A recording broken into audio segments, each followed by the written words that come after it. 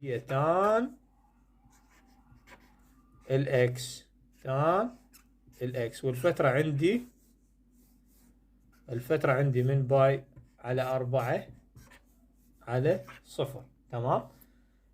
هسه وين الاختلاف؟ الاختلاف بالخطوة الأخيرة. طبعا هاي الخطوتين، طبعا هنا ماكو سي لأن عندي فترة. والخطوة الأخيرة اللي هي نعوض بالأعلى وبالأدنى، يعني هنا راح يصير تان الباي على 4 ناقص تان الصفر. تان الباي على 4، الباي على 4 معناتها 45. الظل مالها شقد أنا حافظه اللي هو 1. تمام. وظل الصفر أنا هم حافظه اللي هو 0.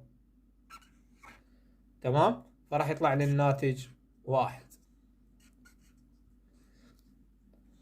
هذني زوايا خاصة، 45 60 30 الهاي، هذني كلهن انت حافظهن. 90 طيتك اياهن، لا تقول لي ما مطيك اياهن، طيتك اياهن بالبداية. طلاب هنا تكامل همينة فترة محددة، طبعا تكامل محدد، دوال مثلثية والتكامل محدد. طبعا أول مرة نجي نشوف مشتقة الزاوية. شقد مشتقة الزاوية؟ من تشتقة إكس مشتقتها 1، تقسم وتضرب على 1 ما يأثر. تمام. فنجي نكامل قبل، إذا ما أثر نجي نكامل قبل.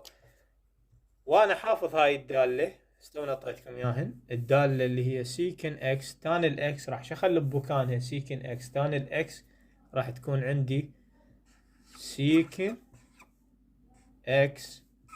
تمام. وعندي الفترة من باي على 3 إلى 0.